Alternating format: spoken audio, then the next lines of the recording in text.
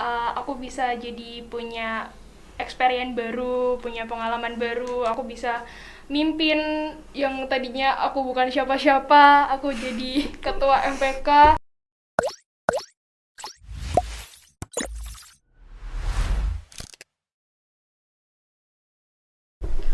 Halo semuanya, selamat datang di Cicat MPK.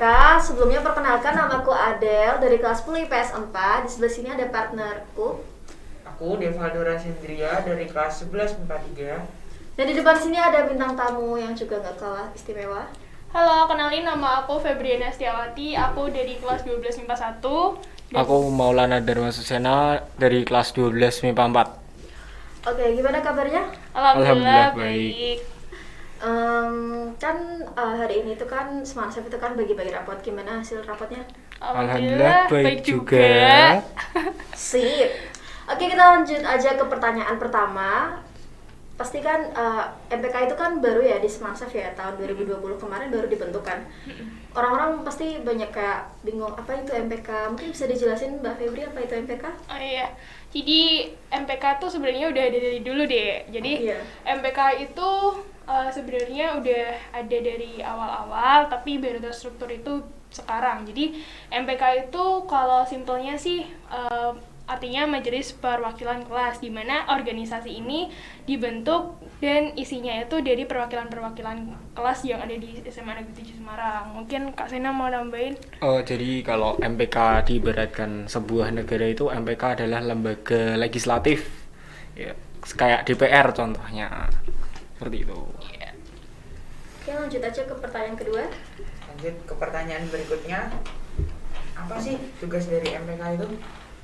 Jadi tugas dari MPK itu sih lebih jelasnya kan tadi legislatif ya. Jadi jelas mengawasi kinerja OSIS gitu. Kalau di Semanchef sendiri itu mengawasi kinerja OSIS, terus juga sebagai wadah tempat aspirasi juga bagi teman-teman di SMA Negeri 7 Semarang.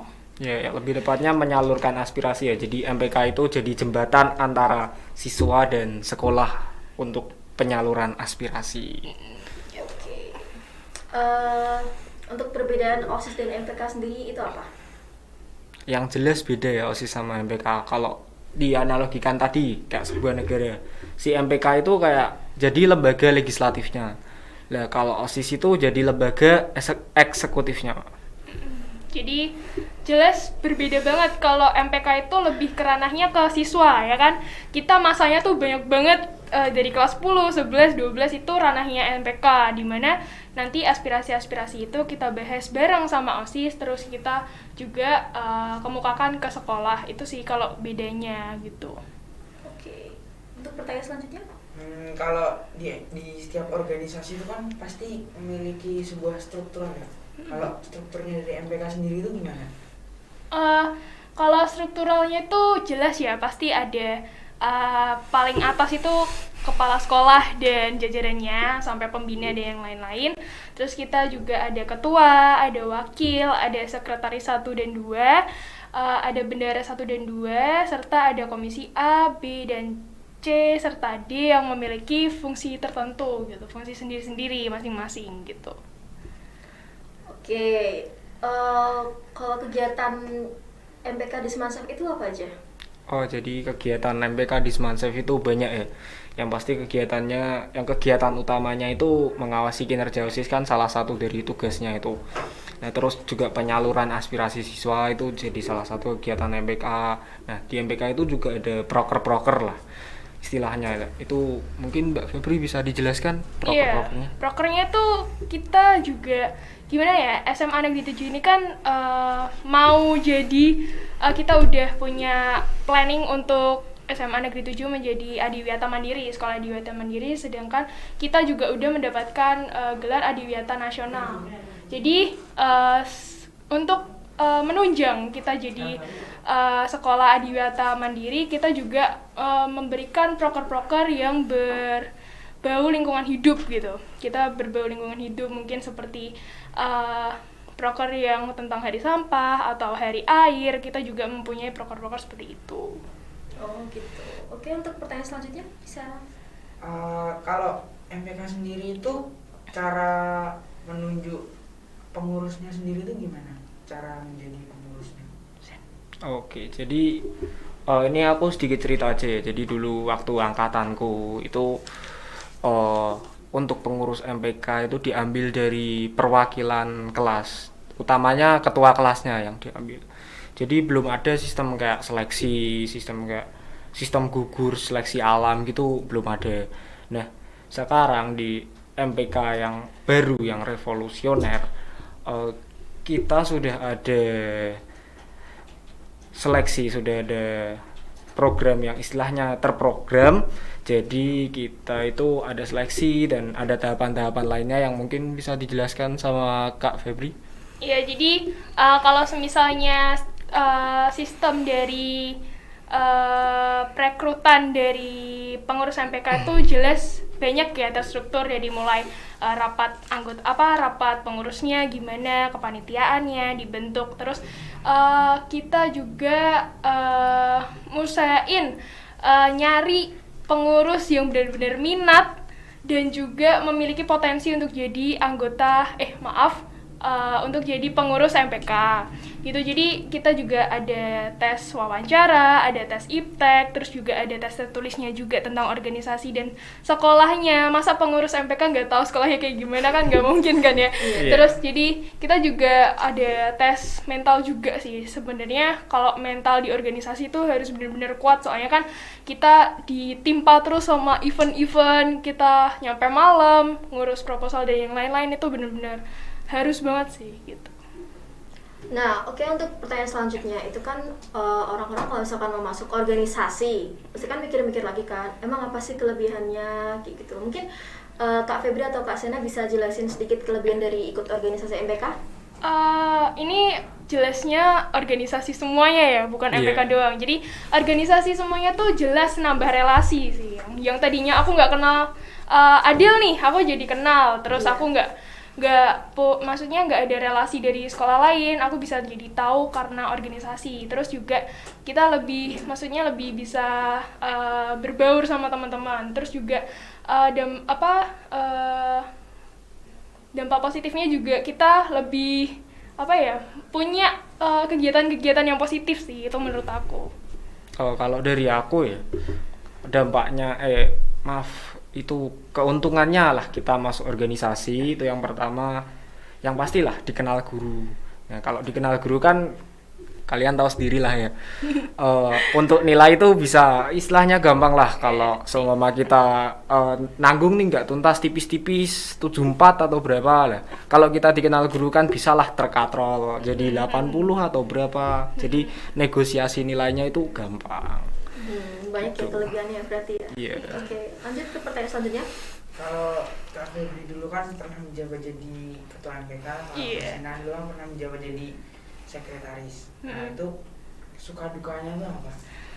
Suka duka, jelas kalau jadi ketua itu suka sih, maksudnya aku bisa jadi punya experience baru, punya pengalaman baru, aku bisa mimpin yang tadinya aku bukan siapa-siapa, aku jadi ketua MPK, aku bisa mimpin, maksudnya bisa mimpin satu sekolah gitu ya, teman-temannya kayak gimana.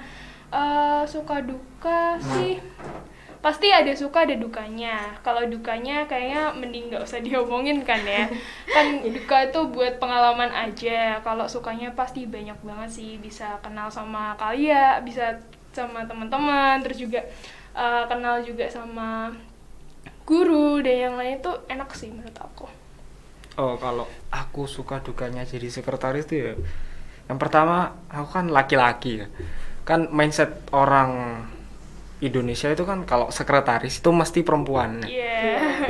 Awal pertama aku ditunjuk jadi sekretaris tuh, lah kok aku, gak ada yang lain, lah kok cowok ya. Mulai dari situlah aku bisa belajar kayak, oh ternyata kalau rapat itu harus ada notulennya. Nah, itu jadi awal rapat tuh aku gak notulen kan, nggak tahu tuh, terus dimintain notulen sama Febri. Saya notulennya di notulen tau. No, ya kan saya nggak tahu. Terus rapat-rapat kedepannya saya bisa notulen. Terus saya juga sering nih dimintain tolong sama Febri buat ngebuat proposal, ngebuat LPG. Nah, itu saya juga bisa jadi tahu lah istilahnya proposal yang baik itu gimana. Nah, terus LPJ, cara buat LPJ itu gimana. Nah, saya jadi tahu itu. Kalau dukanya ya pasti ada lah dukanya. Itu dijadiin pengalaman aja, dijadiin pembelajaran aja buat kedepannya gimana. Oke, baik banget ya berarti ya suka dukanya ya. Karena tadi kan Mbak Febri itu kan sebagai ketua, sedangkan Mas Sena itu kan sebagai sekretaris, pastinya menemukan hal-hal baru dong selama menjabat Iya, jabatan. jelas. Iya, jelas. Bisa Jelas banget. di-spill sedikit apa hal-hal barunya? Ya itu sih kayak lebih gimana ya, tadinya aku yang cuman kayak ya anak biasa yang di kelas cuman ngerjain tugas selesai, aku jadi bisa kayak ketua itu apa-apa kan tanyanya otomatis ke aku. Aku lebih belajar untuk ngobrol yang lain, ngobrol dengan baik, terus juga ngambil keputusan itu benar-benar paling susah sih menurut aku. Soalnya ada yang di kubu ini, ada yang di kubu ini, sedangkan aku itu gimana ya? Sebenarnya sih netral ya. Aku juga ngambil keputusan dengan baik. Itu sih menurut aku pembelajaran yang paling berharga buat aku. Oh ya, kalau aku sih gimana ya, awalnya kan nggak, istilahnya di SMA tuh kayak yaudah lah, mau fokus ke pelajaran aja. Nah ya tak pikir tuh ikut organisasi ini bakal nyusahin lah, istilahnya gimana ya, mengganggu pelajaranku. Nah ternyata tuh enggak, di organisasi ini tuh aku dapat banyak pengalaman lah istilahnya yang belum pernah tak rasain sebelumnya. Kayak ya tadi yang sekretaris kok lanang ya opo ya diremain lah istilahnya, kak oh iso gue sekretaris lanang. Ya, ternyata nyatanya bisa Iya, gitu. bisa. Nyatanya buat proposal yuk tembus Tembus dong. tembus. Gitu sih. Tahun terakhir nih, kalau selama menjabat di MPK dulu, kesan dan pesannya. Kesan, menurut aku banyak banget pengalaman berkesan selama menjabat 1 tahun di MPK bareng sama, kalau waktu itu bareng sama Devaldo ya kan, masih angkatan kelas 11 sama kelas 10 waktu itu. Jadi kesannya banyak banget pengalaman, mulai dari yang awal-awal event pertama webinar kita belum tahu apa-apa.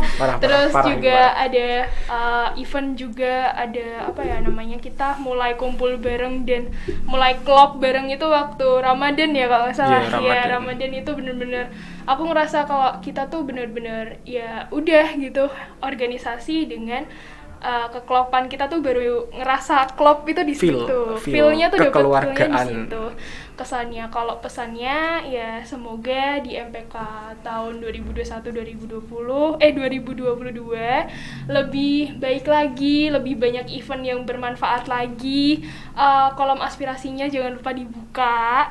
Terus juga lebih berpotensi untuk SMA Negeri 7 Semarang jadi maju gitu sih dari aku.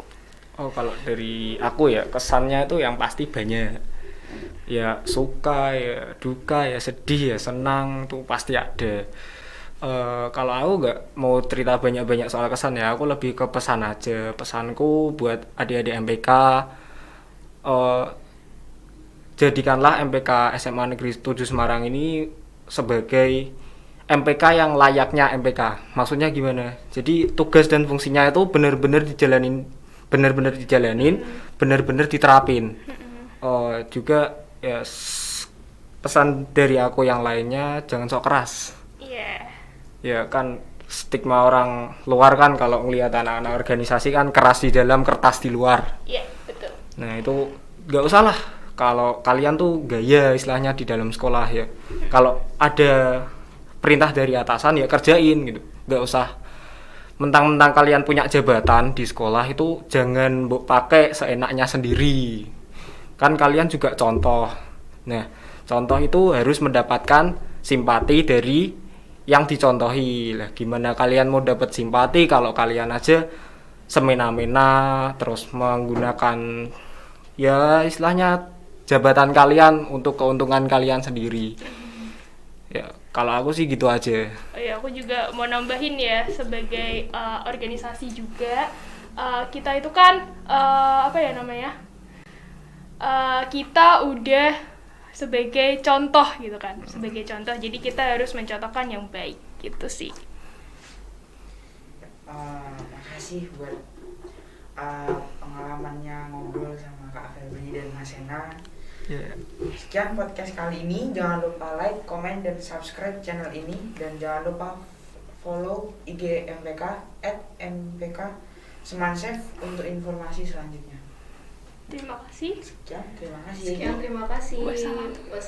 Wassalamualaikum warahmatullahi wabarakatuh. Waalaikumsalam. Bye bye.